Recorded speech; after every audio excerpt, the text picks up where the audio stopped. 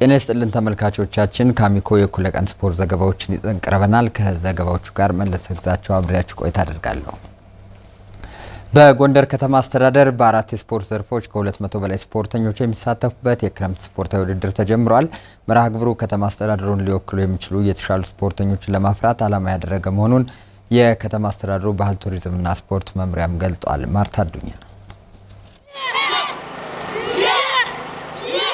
በጎንደር ከተማ አስተዳደር የወርልድ ቴኳንዶ የውሹና የቦክስ የውስጥ ስፖርታዊ ውድድሮች መካሄድ ጀምረዋል። በውድድሩ በከተማዋ ከሚገኙ ከ18 የስፖርት ማዕከላት የተወጣጡ ከ200 በላይ ታዳጊዎች የሚሳተፉ ሲሆን መርሃ ግብሩ በቀጣይ በሚደረጉ ውድድሮች ከተማ አስተዳደሩ ሊወክሉ የሚችሉ የተሻሉ ስፖርተኞችን ለመለየት ዓላማ ያደረገ መሆኑን የጎንደር ከተማ አስተዳደር ባህል ቱሪዝምና ስፖርት መምሪያ ኃላፊ ማርያማዊት ካሳሁን ተናግረዋል። አሰልጣኞች የስልጠና ሂደታቸው ምን እንደሚመስል አንዱ ካንዱ ልምድ ልውውጥ የሚያደርግበት ስፖርተኞቻችን ተወዳዳሪ ተፎካካሪ ብቻ ሳይሆን ማህበረሰቡ ላይ ንቅናቄ ለመፍጠርም ታስቦ የተደረገ የስፖርት አይነት መሆኑን መረዳት ያስፈልጋል። ከዚህ ውድድር በኋላ ጥሩ የሰሩ ተወዳዳሪ የሆኑ ለሌሎች ለተሞክሮ መብቃት የሚችሉትን በቀጣይ እያወዳደርን ከሌሎች አካባቢዎች ከሌሎች ክልሎች ጋር የምናደርገው ውድድር ተፎካካሪ ሊሆኑ የሚችሉ ስፖርተኞችን ወይም አሰልጣኞችን የምንለይበትም ስለሆነ ቀጣይ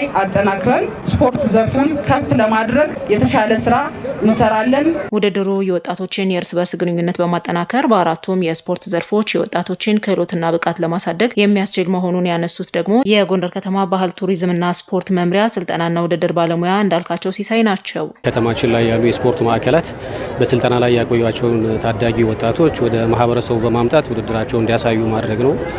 እንዲሁም ደግሞ በስልጠና ላይ ለነበሩ ልጆች የውድድር እድልን በመፍጠር ሰላም፣ ደስታ ማምጣት ይቻላል፣ አንድነት ማጠናከር ይቻላል። አሁን ባለንበት ሁኔታ ላይ የተለያዩ የቁማር ወዘት የመሳሰሉ ነገሮች አሉ። ካልባሌ ቦታ ራሳቸውን ታቅበው በስፖርት ዲሲፕሊን የሰለጠኑ ታዳጊዎችን ለከተማውና ለሀገር ማበርከት ዋና ፋይዳው ነው ማለት ነው። መርሃ ግብሩ ወጣቶች ስፖርት ላይ ያላቸውን ዝንባሌና ተሳትፎ እንዲያጠናክሩ የሚያስችል መሆኑን ያነጋገርናቸው ተወዳዳሪዎች አሳውቀዋል። አበበ ማዘንጌ ይባላል። የቦክስ ስፖርት አሰልጣኝ ነኝ። እንደዚህ አይነት ውድድሮች መካሄዳቸው አሁን ስፖርተኛውንም ወጣቱንም ለማነቃቃት ወጣቱንም ወዳልሆነ ቦታ እንዳይውል ለማድረግ ይጠቅማል ብዬ አስባለሁ። ታዳጊ ወጣቶችን ማሰራት እንደዚህ በየጊዜው ውድድር ማካሄዱ በጣም አሪፍ ነው። ህይወት አያናው እባላለሁ። ከአዲስ ወርልድ ቴኳንዶ ነው የመጣሁት። እንደዚህ አይነት ውድድሮች በመጀመሪያ በመዘጋጀታቸው በጣም ጥቅም አላቸው።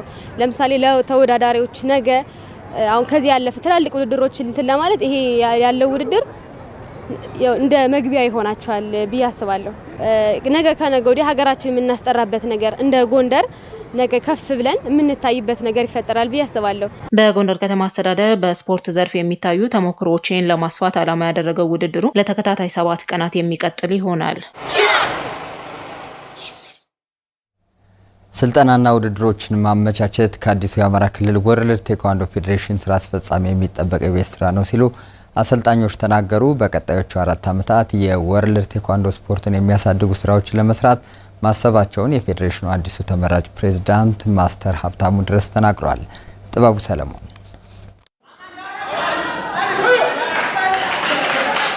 ስልጠናና ውድድሮች ለአንድ ስፖርት እድገት ከፍተኛ ሚና አላቸው። አዲስ አበባ እየሄድን ነው ስልጠና የምንወስድ በራሳችን ገንዘብና ወደ ክልላችን መምጣት አለበት። ሁለተኛ ደግሞ ውድድሮች መኖር አለባቸው። አዲሱ የአማራ ክልል ወርልድ ቴኳንዶ ፌዴሬሽን በቀጣይ 4 ዓመታት የክልሉን ወርልድ ቴኳንዶ ለማሻሻል ውድድሮችና ስልጠናዎችን በስፋት ሊያዘጋጅ ይገባል ተባለ። ክልሉ በወርልድ ቴኳንዶ እምቅ አቅም ያለው በመላው ኢትዮጵያ በመላው አፍሪካና ኦሎምፒክ ውድድሮች ላይ የተሻለ ውጤት ያመጡ ስፖርተኞች ያፈራ ቢሆንም በቅርብ ዓመታት ግን ውጤቱ ዝቅ ብሎ ታይቷል። አማራ ክልል በርካታ አትሌቶችን እስከ ኦሎምፒክ ኳሊፊኬሽን እስከ ኦል አፍሪካን ጌም የተጫወቱ አትሌቶች የተፈራበት ክልል ነው። በጣም በርካታ አትሌቶችን በብሔራዊ ቡድን ያሳተፈን አሁንም ብሔራዊ ቡድን ላይ ያሉ በርካታ አትሌቶች አሉ። በዚህ አስቸጋሪ ሁኔታ ላይም በርካታ አትሌቶች አሉ። ይሄ ምንድነው የሚያሳየው? ክልላችን በወርልድ ቴኳንዶ ስፖርት በጣም ፖቴንሻል ኤሪያ ነው ብለን እናምናለን። አማራ ክልል ከዚህ በፊት 6-7 የምናመጣቸው ወርቆች አሁን ላይ ወደ 1 ወደ 2 ተቀይረዋል። ይሄን ለማሻሻል ግዴታ ውድድሮች መኖር አለባቸው እና ውድድር ማካሄድ አለባቸው። በክልሉ ባለፉት 3 ዓመታት ይሄን የሚባል ውድድርና ስልጠና ባለመኖሩ ባለሙያዎች ስልጠና ለመውሰድ በግላቸው ወደ ሌሎች የክልል ከተሞች እየሄዱ ለከፍተኛ እንግልት ተጋልጠው እንደነበር ጠቅሰዋል። ከነበረው ወቅታዊ ችግር አንጻር በርካታ ውድድሮች በርካታ ስልጠናዎች ታጥፈውብን ነበር። በርካታ ማዕከላትም ስልጠና አቋርጠው ነበር። አዲስ አበባ እየሄድን ነው ስልጠና የምንወስድ በራሳችን ገንዘብና ወደ ክልላችን መምጣት አለበት። ሁለተኛ ደግሞ ውድድሮች መኖር አለባቸው። ለመጪው 4 ዓመታት ፌዴሬሽኑን ለመምራት ኃላፊነት የተሰጠው ስራ አስፈጻሚም የነበሩትን ችግሮች አይቶ ጥንካሬዎችን ለማስቀጠልና የተነሱ ችግሮችን ለመቅረፍ በጋራ ለመስራት አቅዷል። ነባሩ ፌዴሬሽን በርካታ ስራዎች የሰሩት ነገር አለ።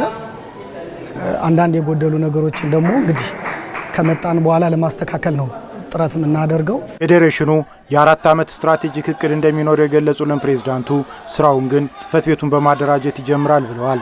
መጀመሪያ ኦፊስ ማድረግ ነው፣ ጽህፈት ቤቱን ማቆም ነው። ሁሉም ነገር የሚጀምረው ከዛ ስለሆነ ጽህፈት ቤት ሲኖር ነው ሁሉን ነገር ፋሲሊቴት ለማድረግ የሚመቸውና ጽህፈት ቤቱን ማቋቋም፣ ከዛ ቀጥሎ የወርልድ ቴኳንዶ ማቴሪያሎችን ማሟላት። የራሱን የቻለ ማት እንዲኖረው እንፈልጋለን። የራሱን የቻለ ቢሮ እንዲኖረው እንፈልጋለን።